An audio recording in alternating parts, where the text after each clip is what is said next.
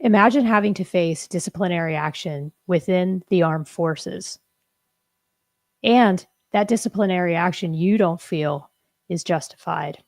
Welcome, everyone, to the 189th episode of the Stories of Service podcast, Ordinary People Who Do Extraordinary Work. I am the host of Stories of Service, Teresa Carpenter, and today we are going to be talking about one of my favorite topics to discuss, which is the idea that service members deserve due process.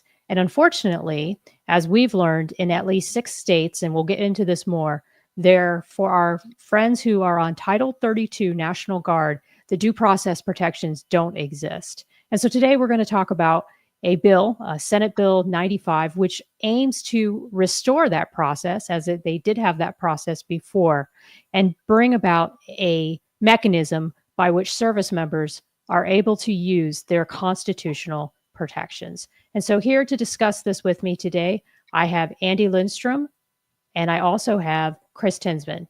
Chris, Andy, how are you guys doing today? I'm doing all right. How are you? Good, good. How are you doing, Chris? Doing all right. Living the dream. Awesome.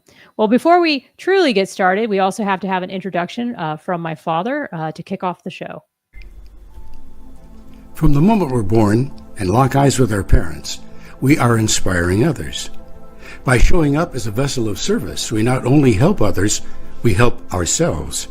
Welcome to S.O.S, Stories of Service, hosted by Teresa Carpenter, hear from ordinary people from all walks of life who have transformed their communities by performing extraordinary work. And today's episode is no different. The two people who are sitting here with me today, both recently, just this past week, testified within the Nevada State Legislature to push for Senate Bill 95. And this is about whether or not National Guard members should have the right to demand a court-martial instead of facing non-judicial punishment. The Nevada lawmakers and many members of the public think so, except for the National Guard itself. And today we're going to dive into why. We're going to talk about Allison Bailey's case and the push for due process through her. We're going to talk about whether or not there is a fiscal impact to passing Senate Bill 95. We're going to talk, as I said, about the due process gaps in the current system. We'll also discuss what happened with the California National Guard and their ability to enact the due process system for Title 32 service members. And should lack of resources justify denying rights? So my guest today, Chris Tinsman, he's over there on my far, left on your side. He is a former Army JAG officer who served in the Nevada Army National Guard from 2013 to 2022. Rising to Senior Defense Counsel. A graduate of Washington College and Roger Williams University School of Law, he's licensed in Connecticut and Nevada. Chris deployed to Fort Bragg in 2013, gaining extensive court-martial experience and supporting over 60,000 soldiers. He resigned, however, in 2022, citing concerns about leadership and military justice and receiving an honorable discharge. And now in civilian life, he specializes in military law, drone operations and government contracting, and continues to volunteer his legal support to nonprofits and veteran-owned startups like Veteran Sisters and Kappa Sigma and his alma mater. Andy Lindstrom enlisted in the United States Marine Corps Infantry on January 5th, 2009. He deployed twice in support of Operation Enduring Freedom in Helmand Province, serving in the Nawa and Garmser districts. During his time in the Marine Corps, he held multiple roles, including saw gunner, radio operator, and an IED Dog Handler alongside his partner, Emmie. He later served in the Army National Guard from 2013 to 2021, ultimately leaving due to what he says was harassment from leadership within the 150th Maintenance Company. Welcome to you both. Thank you. So first off, to get this thing started and to really understand why we are here, I want to start off with showing a little bit of a clip from the local news station in Nevada who investigated this issue. And we'll go through the clip, and then we're going to take pauses throughout the clip to try to give you guys a little bit more context between why we're here.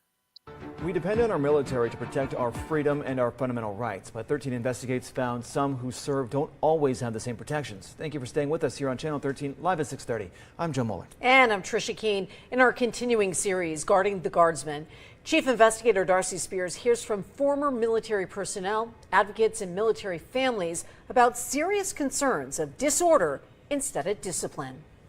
Our series began with the life and untimely death of Sergeant First Class Allison Bailey. To hear that a former member had died and so soon after getting out of the military remains a shock to the Nevada National Guard, the family, the friends, and so many in the organization. Allison went from model soldier to being kicked out of the military. She died 6 weeks after she was discharged. You can see the details of her story at ktnv.com/guardingtheguardsman.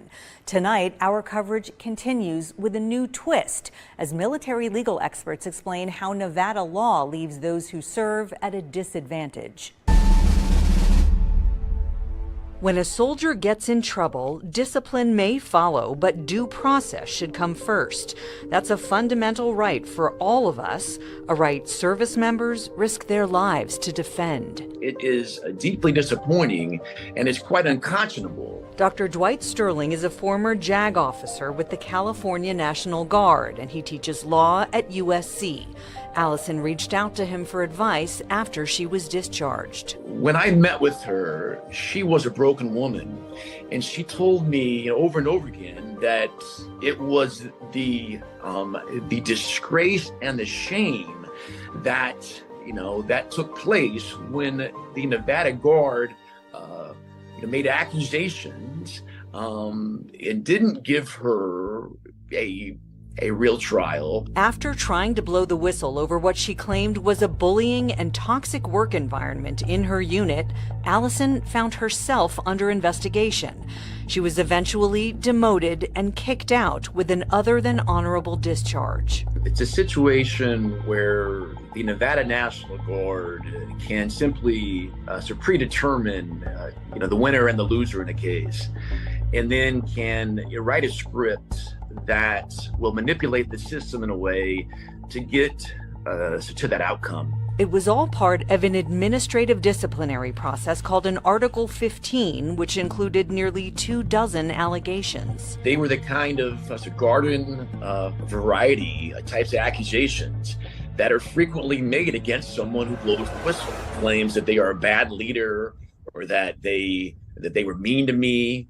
Right? It's this kind of soft claims that are hard to kind of defend against. Allison's military-assigned attorney, Chris Tinsman, questioned the entire process. The complaints against Allison were from years past, to the point that there are some statute of limitations questions. According to Tinsman, Allison wanted to mount a defense but wasn't fully equipped to do so. Nevada law prevents guardsmen from opting for a court-martial in lieu of the Article 15, often referred to as non-judicial punishment. It's actually beneficial to the member. Nevada National Guard spokesperson Captain Emerson Marcus. A court-martial is for felony convictions. This did not rise to the level of a felony conviction. But in Allison's separation memo, the Guard characterized the charges against her as serious offenses under Nevada law, punishable as a court-martial may direct. Nearly 24 allegations against Allison included engaging in inappropriate relationships with multiple junior soldiers, disobeying orders and regulations, and not showing up for work or showing up late. I cannot imagine a judge or a jury in the military context convicting her of the charges that she was convicted of kind of by her commander. It would have shocked me. If she'd had a court-martial, she could have presented evidence like this to a judge and had it entered into the court record. Allison's mother, Felicia, has her daughter's phone, which contains a text conversation between Allison and her supervising major. Both note concerns about a subordinate guardsman Allison later accused of sexual assault. The major writing, "Please be careful. I've been a tad worried about you and him. Don't be alone." 3 months later, it would be this major that Allison tried to initiate an inspector general complaint against. Without a whistleblower, there is no one to, call out your misconduct. In 2015, Nevada legislators changed state law to provide all Nevada service members the right to opt for a court-martial. The objective was to align the Nevada National Guard more with active duty military. 4 years later, the new law was reversed at the request of state military leadership. In 2019, Assembly Bill 37 was passed, striking the right to court-martial out of state law.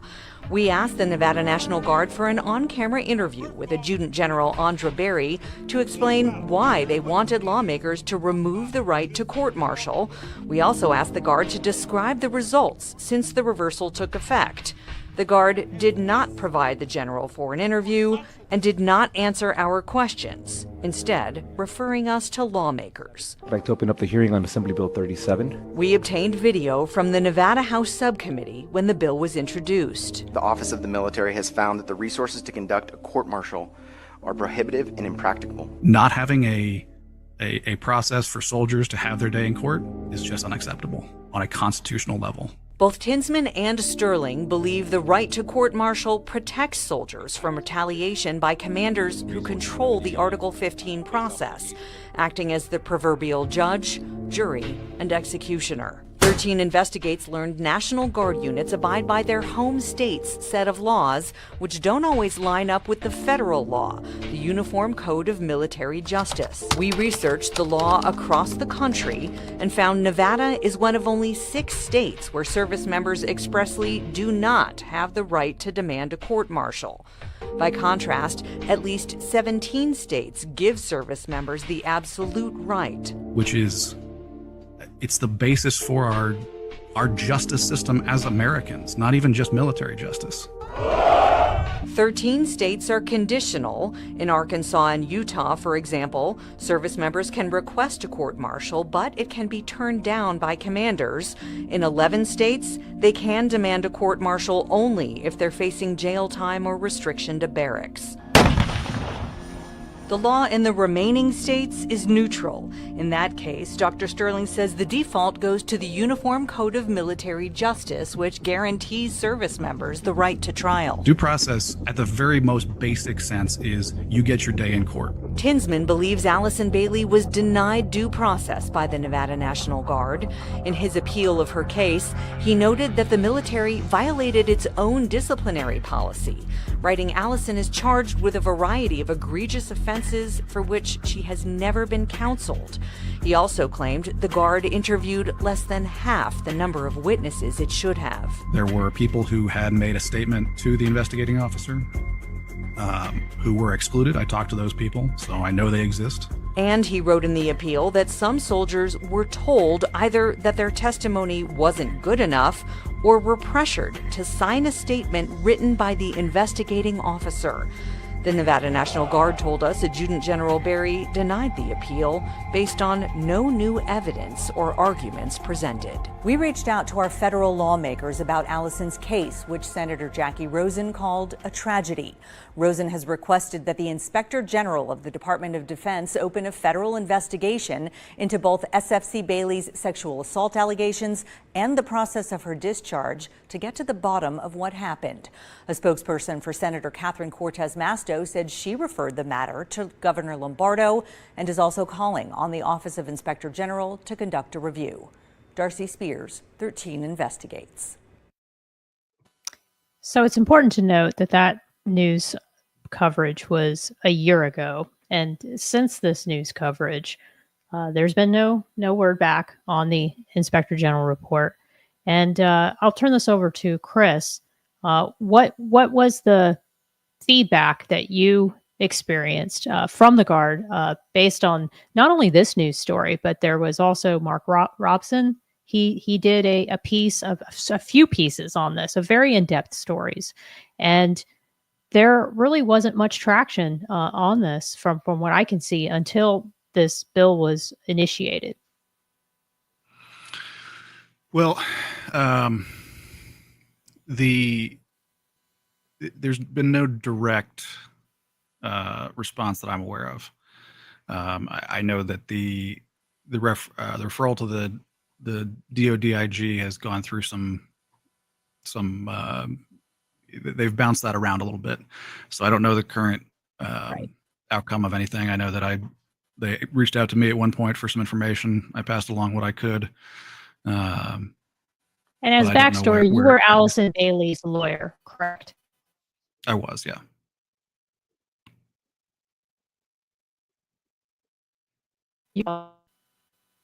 Your camera's Oh, catching up, I think. I said you experienced firsthand the frustration with the current system. Am I correct? Yes, that's the reason why I stepped away, is because of my frustration with the way the system operates in Nevada. And Andy, I want to bring you in here now too to tell us a little bit about first experience with the administrative or the system with our I think you've You're- gone robotic. Yeah, you hear me? Okay. I don't know why I'm the one now that's having camera issues, but hopefully you can hear me now. Yes. Yep. Okay. All right. So Andy, I want to get a little bit of your perspective. Tell me a little bit about what your experiences were like with this system while you were in service. Essentially dealing with what I have seen with non-judicial punishment in the Marine Corps. We call it NJP, the Army calls it Article 15. It's all very subjective and it's very selective how the enforcement, enforcement of the rules are. And so when I testified to the committee, I mean, I brought up just some prime examples of individuals who had engaged in things that were way worse than what Allison Bailey was accused of, which was enough to warrant a non-judicial punishment that led to her separation.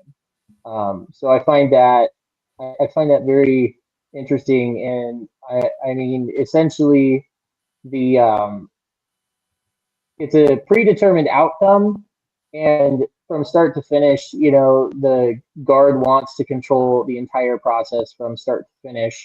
And write the story that they need to get to that conclusion. And I've seen it time and time again. And so we continue to see this. And one of the things that I failed to kind of mention at the committee is that all these individuals that were allowed to retire with full benefits, some of them with felony convictions, which you see Captain Marcus kind of contradict himself, where he keeps saying that those are felony convictions, and individuals who received felony convictions based on their crimes were not court-martialed and not separated. So right. It's very subjective. And one of the biggest problems that we do see in the Nevada National Guard is one of fraternization, which is selective enforcement, because you have field grade commissioned officers that are in open clandestine relationships with lower enlisted. And when they got together, one was a specialist and one was a lieutenant and one was a captain. And there's just, and I mean, my experience from coming into the Marine Corps, into the Nevada Army National Guard, is just completely different, because the United States Marine Corps, they don't care who you are. They don't care who your dad is. They don't care who, they don't care what rank you are. I've seen lieutenants get relieved of command. I've seen lieutenants get kicked out. I've seen a major go to prison for 4 years for trying to falsify a regulation actually in a non-judicial punishment proceeding. So for them to say that the rules are enforced fairly is completely false, because there's just too many examples. Right. And getting to those examples, I do want to play a little clip from your testimony. And it took a lot of courage for you to do this and to speak on the things that you were speaking about. And I want to just really give you credit for having the courage to say what you had to say. So here, we'll take a look at some of your testimony. And this was during last week's hearing on Senate Bill 95. Non-judicial punishment, also known as NJP, currently is not implemented impartially or fairly in the Guard, from what I've seen.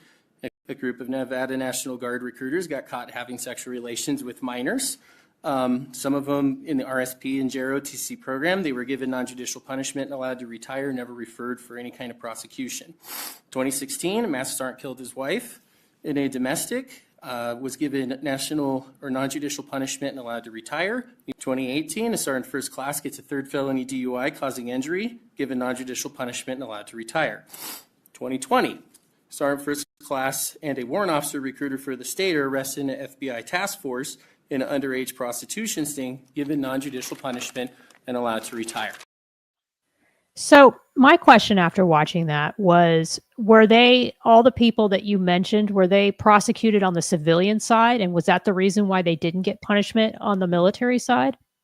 So the recruiters, and there was a slew of them, and there were multiple incidents, which we could have a whole segment on that. So it's not exactly like it's just one isolated incident. I mean, it's it was a series of them where they all had to get removed. In the Nevada Code of Military Justice, and this is kind of the issue that we keep seeing from the Guard is, when it's convenient for them, they become a state entity, and then when they, need federal protection, they become a federal entity. And with my own dealings with the Guard in the United States Attorney's Office, they are both a state and federal entity, which was brought up in the clip. But the Nevada Code of Military Justice actually mandates that any crimes or offenses that are not military in nature, that are actual crimes, are supposed to be referred to civilian law enforcement. So it's concerning in Colonel Remus' own testimony, where he has individuals that are part of the JAG Corps that actually work for Washoe County District, for the Washoe County District Attorney's Office. So for them to not bring cases forward to the District Attorney's Office where they actually work, it just points to a completely broken system. But to answer your question, the recruiters, they didn't want that getting out, so that was buried completely quickly, and that's just an open secret in the Guard for anybody that's been in longer than about 5 or 6 years. The individuals in the FBI task force, they were arrested and they did about 2 years in prison. The master sergeant, who was released on parole from prison for murdering his wife in a domestic issue, he was convicted. And Okay. so, and the felony DUI was also convicted. So the point is that in the state of Nevada, we have something called a Veterans Court where you can actually go, which is set up for veterans and service members, which is supposedly supposed to be a more lenient court. And so normally what happens is because these individuals were caught by law enforcement and not the Nevada National Guard first, the Nevada National Guard could not get them out of trouble. But because the recruiters were caught by the National Guard first, which actually one of the instances, it was because one of the potential recruits, her parents found out about the relations that she was having with one of the recruiters and actually called the recruiting station. So that's and because I don't know what was said or what happened because how quickly it got buried, but they were the ones that, and the subject of the retirement, but it was non-judicial punishment because they didn't want anybody to find out about that because the problem is all these people are plugged into such high echelons of the state government. I mean, how does it look that you have a governor of Nevada who's the former sheriff of Clark County who is aware that there is a sexual harassment and a sexual assault problem in his own state militia when they're not in federal service, and he hasn't taken any public action, he hasn't condemned the action, he hasn't gone public, he hasn't gone to federal law enforcement outside the state and said, hey, we need help, we need to clean house, and he's done none of that. So that's the concern. Right. And I'm actually going to play a clip and I'm going to ask you, Chris, to comment on it. It was interesting to me because I believe the gentleman who was speaking was a legislator. And so for him to basically speak on this issue and then say basically he doesn't trust leadership in the Nevada National Guard, I thought that was really telling. So I'm going to play this clip and then I'd love, Chris, for you to give me your thoughts on it. The other thing that really, I'll say it galls me in this instance where troops do not have a choice of a court-martial in lieu of an Article 15 or non-judicial punishment is that you now have an individual acting as the judge, the jury, and the executioner. And what if that person is biased? What if, say, an individual that is being charged had refused advances from that commander? And he is now, I mean, you don't get to face your accuser, but he's bringing charges that are non-existent. Yeah. What did you think of that? You're on mute, Chris. Technology. That is the nightmare scenario. That's exactly the right thing to be concerned about is, when you have, I'll call him a bad actor, the hypothetical bad actor. You put commanders under a lot of pressure and have them dealing with a lot of things that they don't know anything about. Especially lower level commanders have very little, if any, legal training. Even the cursory legal training that you go through as a before you take command, there's just very little of it. So you're asking them to deal with things where they don't know what they're doing. They know that what the outcome is that they want. So they're doing stuff to bring about that outcome. It's not necessarily that they're malicious or corrupt. It's just that they are. Their goal is to if they've just determined in their own mind for whatever reason this soldier's a bad egg, they have to get him out of their unit, out of the military, and usually those two are conflated as well. There's never that in-depth look to see, is this person just a bad fit for my unit, or are they a bad fit for the Army, or the Air Force or the Navy or whatever. All branches are the same in that regard.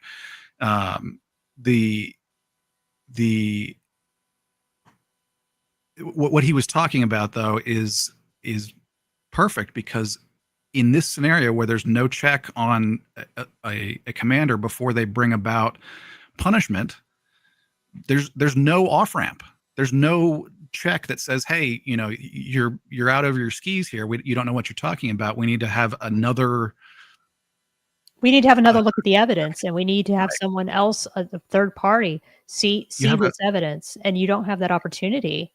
If you have a commander who, sorry, I don't mean to talk over you, but you have a commander who's brought the investigation in the first place. They are the ones, who are acting essentially as the prosecutors, bringing the charges, and then they're judging the case based on the case that they've created. It's to not have an off ramp for that is like a legal off ramp for that is there's a reason why we don't have that in the civilian world. And what was interesting is Colonel Ramos, he was representing the Nevada National Guard, and he is the lead lawyer in charge. And some of the things that he said I thought were very interesting. And I want to share one of the clips where he is trying to say there is due process within NJP. So let me get. In general, due process involves notice of charges against someone, the underlying investigation that led to those charges, government-provided defense attorneys, the right to remain silent, the right to examine available evidence against someone, the right to present evidence and call witnesses. There's also the right to appeal to a higher commander, and also the right to challenge board members. While it is true in non-judicial punishment, there is no ability to cross-examine witnesses. There are the other due process protections that I've mentioned. The important thing about non-judicial punishment is it's a non-adversarial proceeding between a commander and a guardsman. A commander and a guardsman meet and discuss the issues at hand, and the goal for that is rehabilitation. At a separation board, it's a trial-like proceeding governed by Army and Air regulations. I'm first going to just go. So it's not adversarial. Okay. So something that determines whether or not you lose all your benefits, you lose your rank, is non-adversarial. Then to say it's between a commander and the person. Okay. So basically what you're saying is that no one else should find out about it, and it should happen behind closed doors. And then number 3, you can't cross-examine witnesses, but you can do everything else.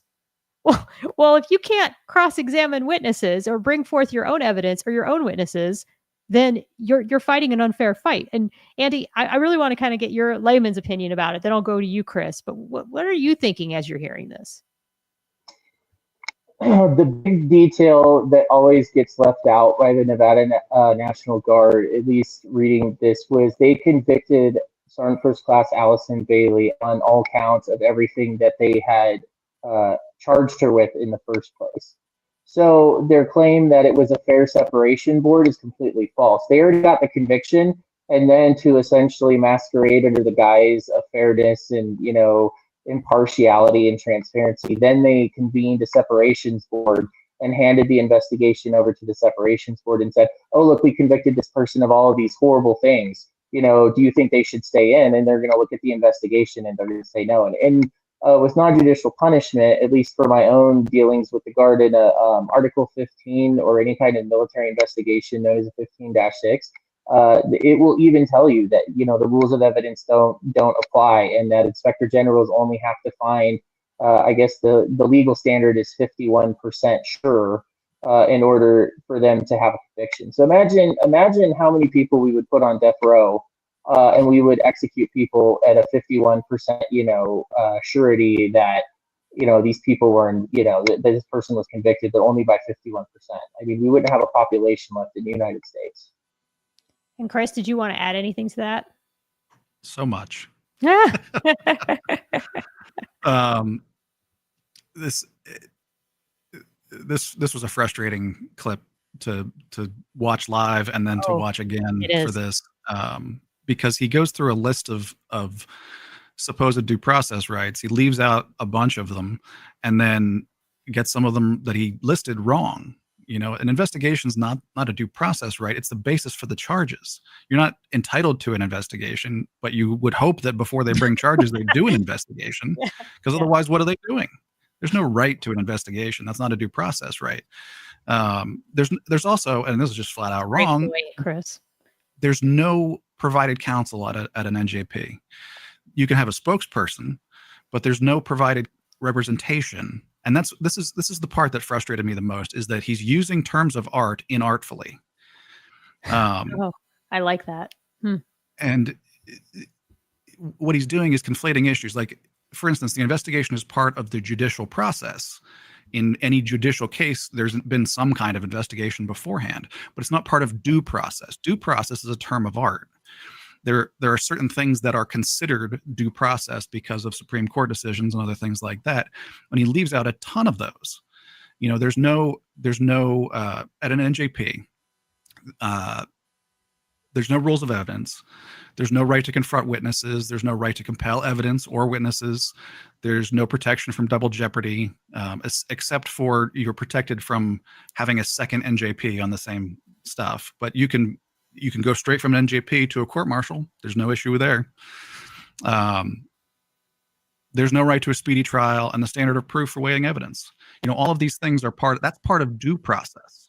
Right. And what he's doing is, and I don't know if it's, I don't know why, if it's deliberately misleading or just inexperience, but he's conflating all of these issues, and especially talking about, I think we alluded to it before, there may be another clip on this, but he'll talk about, you know, all of these due process rights that you get, and some of them you don't get until a separation board. So he's trying to mash these two things that have nothing to do with each other together and say, oh yes, well, she got her right to, you know, to present evidence, but that wasn't until the separation board. You've already been punished at that point.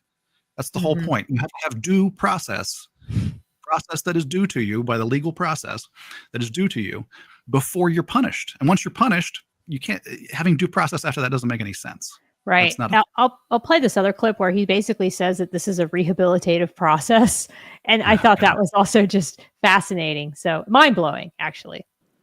A commander and a guardsman meet and discuss the issues at hand, and the goal for that is rehabilitation. Non-judicial punishment ends up going away as a rehabilitative tool for commanders to maintain good order and discipline. And the vast majority of non-judicial punishment leads to guardsmen rehabilitating their careers. So some of those guardsmen would face separation boards and be forced out of the military because there is no more chance to rehabilitate. It would have a negative impact on readiness and retention. So no more chance to rehabilitate. So what he's trying to say is that if they allow people to go to court martial, then they're never going to do NJP anymore. And what I found so fascinating is, and I don't have the clip of it, but when they asked questions about the California National Guard, they found that in like 4 years, one person or something like that turned down NJP in lieu of National Guard. So NJP still is very much a rehabilitation process. And it is. I mean, there are a lot of people that go through NJP and they recover and they move on with their career. So he's right about that. But for him to take that extreme view, the other thing that I took issue with was the fact that he said he was there neutral. And that was like the biggest bold-faced lie. And he was called on that later. He was there in opposition. He was there as the government in opposition of the bill. And for him to say he was neutral, I just thought was disingenuous and quite misleading, because it was quite obvious where he was on this issue. And now I'm going to get to the financial aspects, because he tries to say that they can't afford to allow people to go on court martials. So here we go. I'm going to play that. I felt it was important to fly up to testify as the head of the office who would carry out this law. As far as a fiscal note, we provided our best military advice. Any federal funds used would take away from training and readiness.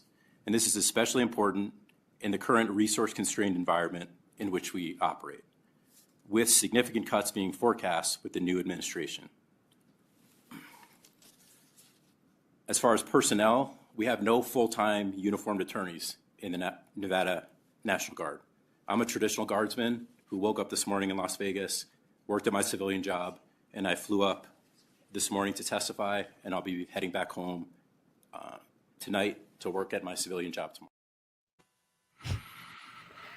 All right. So what do you think hearing that, Andy? What goes through your mind? Well, I only had 2 minutes up there, so I tried to, make it about a lot of the issues. But I got 32 USC pulled up right here, which is for traditional guardsmen, which is Title 32, which it mimics close as possible to Title 10 under the Uniform Code of Military Justice, and 32 USC 326. In the national, and it says 326 in the National Guard, not in federal service, there are general, special, and summary courts martials constituted like similar courts of the Army and Air Force.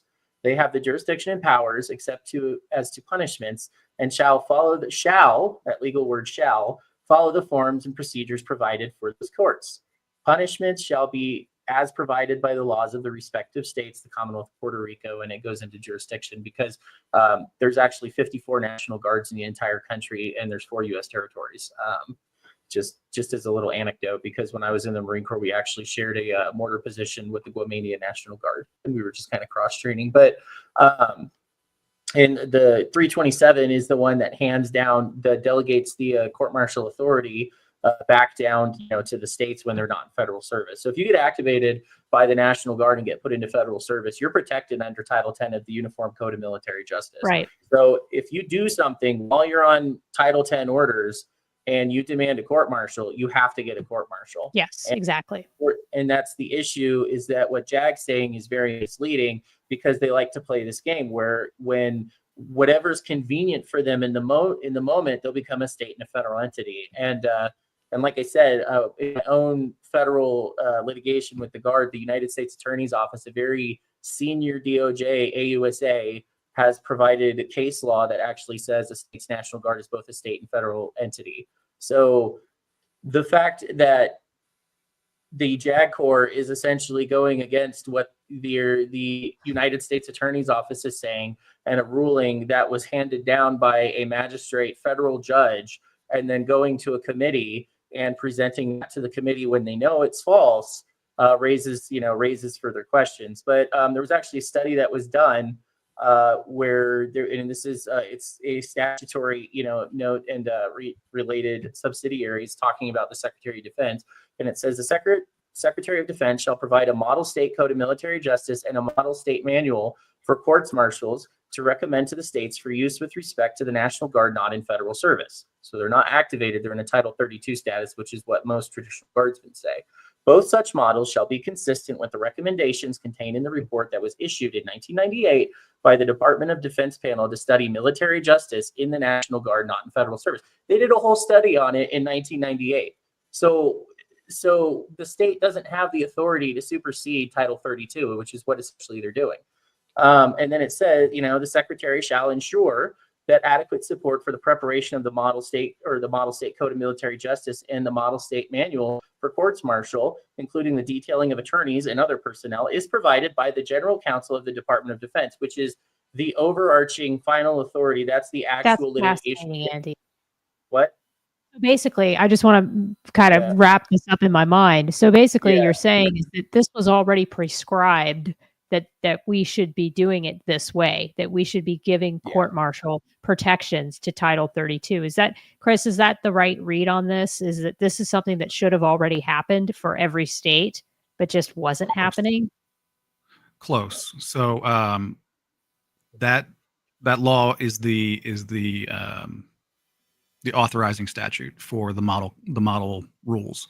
Model rules, as far as I know, were published in 2002.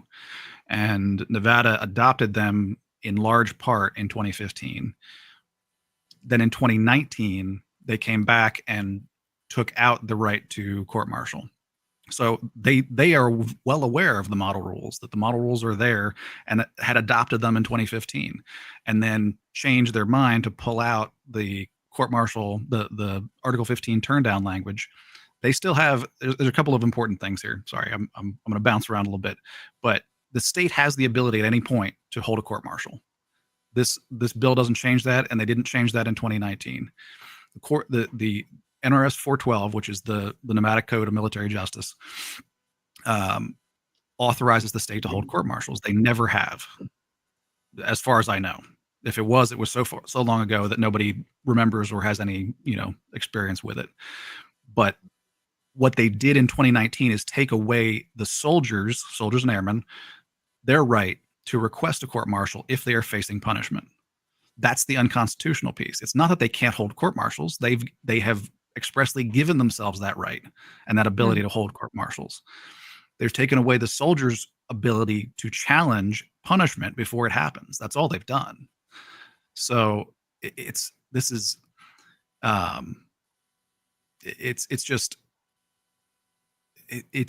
not that I'm not saying that they're being disingenuous. It's just that I don't know that they even understand necessarily what it is that they're claiming, because it's not that the state doesn't have any money. The state has money to do this. There are avenues for that. There are,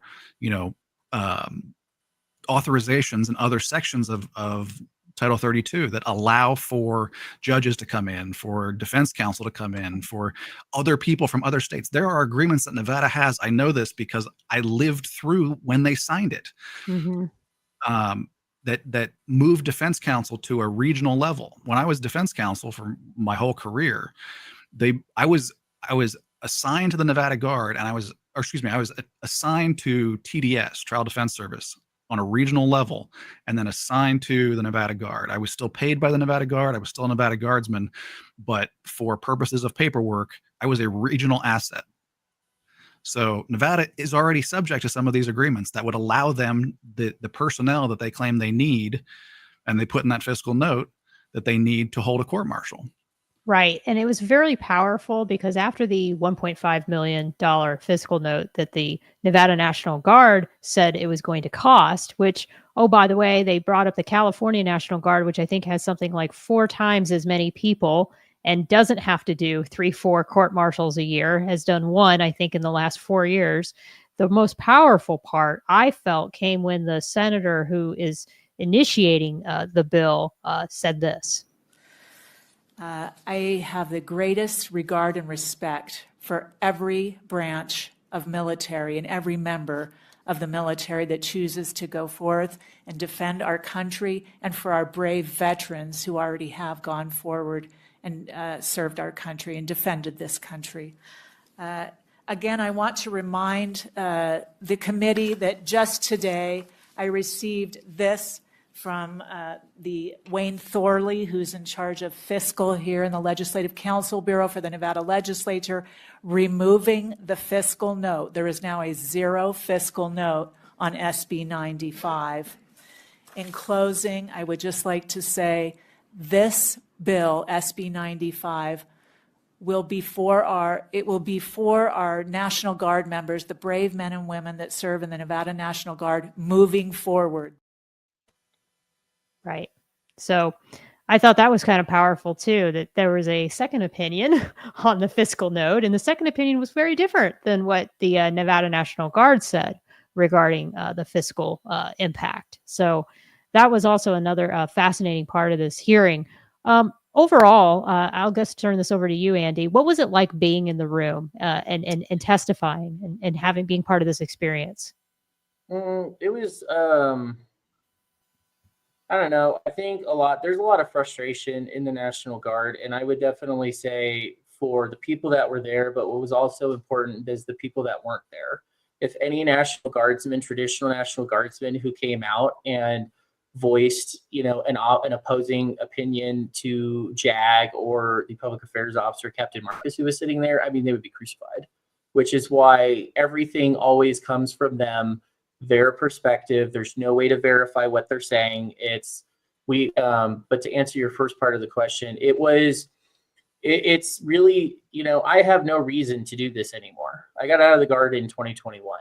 I mean, I'm doing this because in my own situation, the amount of harassment and retaliation from my personal friends in the Guard, and essentially the Guard continuing to try to keep tabs on me and stalk me when I haven't been in the Guard in 4 years, essentially points to the fact that it needs to change. And and this isn't really person this, but in December, based on continuously getting followed around by the Guard. They successfully got me fired from a defense contractor. And then a week before Christmas in 2024, like my house almost caught on fire. My entire family, we almost died. And there's always concern of this retaliation. So I decided, I was like, I'm going to come to this hearing, because everything that the Guard has continued to throw at me, and looks like they've continued to try to derail and throw at Allison Bailey's family. Somebody died here. And that's the biggest thing to me. Yes. There are two boys who now have to live without their mother. Their mother is not going to be there when they start driving a car. Their mother's not going to be there when they go to high school prom. Their mother is not going to be there when they graduate high school and go to college and get married. They're just not going to be there. And you're going to think of all these life events, and they're going to sit there and going to say, well, I wish my mom was here.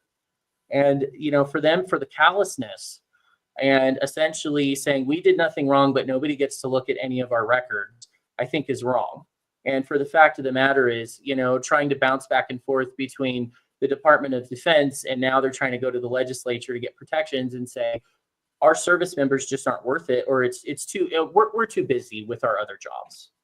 It's not an answer. You put on a uniform, you're going in service, you're not serving the military at your convenience. You're making a sacrifice. You really don't know what you're getting into when you're in the military. I think that we all make sacrifices to fight for our country, and we all make sacrifices even to die for our country. We don't sign up to not have due process within the military justice system. Yeah. I just don't think that's part of the deal. I really don't. I don't know about you, Chris. I'm sure you agree with that. We all signed up that we were going to defend and protect this country at all costs. We were going to go into wars that we might not agree with, whatever. We were going to do it. But we didn't think that we were going to feel unsafe in our working environments, in our office environments, because we can't trust that the justice system will do its job. That to me was not part of the deal. That's not what any of us signed up for. It's also crazy when you think about, when we all signed up, every veteran watching this or not, every person who has been in the military at any point raised their hand and swore to uphold and defend the Constitution, and then to deny them the rights that are in that document, the very one that they swore to uphold and protect, that doesn't make sense on a basic common sense level, much less on a legal level. I think it's an important clip for more than one reason. She starts off by saying that she supports the military, and I know that's a common thing, and it's a good thing. It's a good sentiment to have regardless. But it also points out that this is not against the Nevada Guard. This is not a bad thing for the Nevada Guard. It's certainly not even. It's a good thing for guardsmen in general, but it's also a good thing for the Nevada Guard JAG office. That's the thing that blows my mind, is that that's your Super Bowl. If you're a JAG officer, if you're an infantryman, your Super Bowl is firing your weapon, at the enemy in combat. If you're a maintainer, then your Super Bowl is supporting the person who is firing their weapon in anger in combat. If you're a JAG officer, your Super Bowl is a court-martial, a general court-martial. That's the pinnacle of your where you get your chops. Career. That's your reason for existing in the military. If we didn't have that, we wouldn't need JAG officers. It just wouldn't be required. On a constitutional level, the only constitutionally required JAG officer is defense counsel.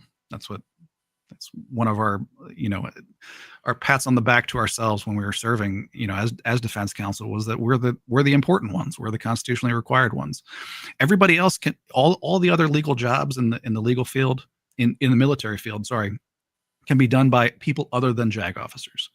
So if you're not in a court-martial, if you cut yourself off from court-martialing, you're not as good as other JAG officers. No, you're not practicing your craft. Your advice is worse. Yeah. Your advice gets better when you practice in court. It just does.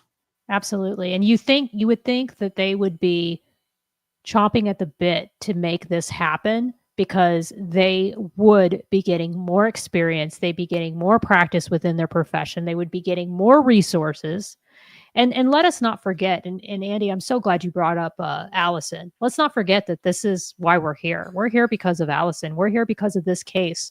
And really, Felicia knows that we are doing this show tonight. So I want to definitely get a chance to play her clip and a portion of her testimony and what this meant to her to have this passed.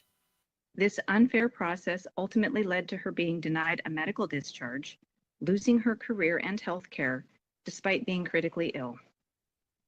Restoring the right to court-martials in Nevada will not only honor Allison's memory, but will also save the state money and strengthen the Guard.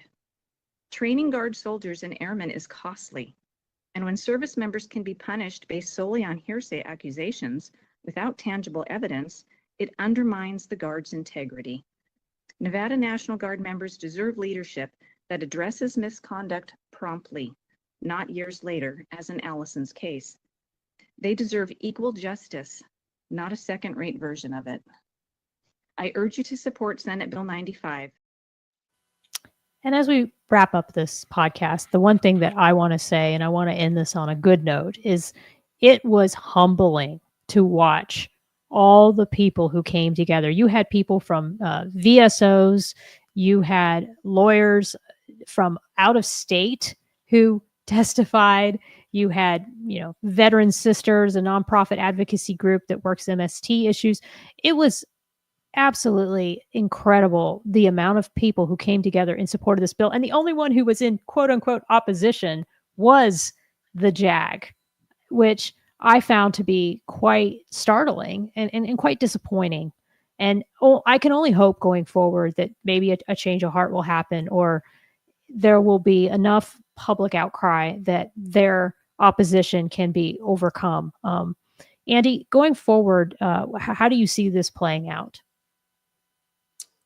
I think that probably, and I think probably from a federal aspect, that federal law enforcement is going to probably have to come outside the state and intervene, which I can't really disclose the specifics of it, but a few weeks ago, I did have a preliminary conversation with a special agent outside the state.